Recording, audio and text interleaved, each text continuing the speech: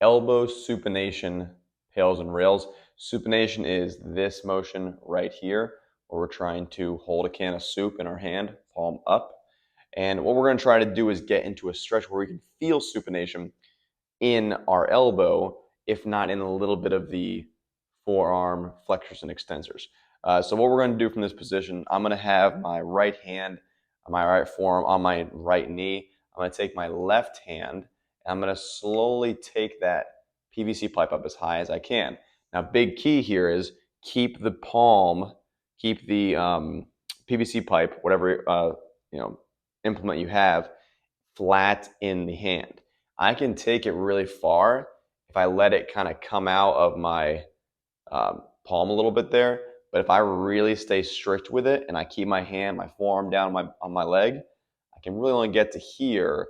And that's where I start feeling stretch in some of the forearm there.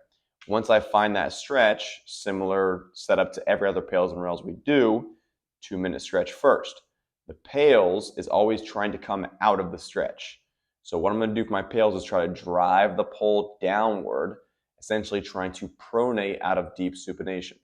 So I'm going to try to pronate as hard as I can for 10-second ramp up, and then I go 10 seconds as hard as I can, really rotating that forearm. And then I switch and I try to supinate even deeper, again, holding on as firm as I can to that pole, trying to supinate farther into that range, not tilting at all to get more like this, trying to stay completely fixed here as my forearm rotates, and then I relax into that position.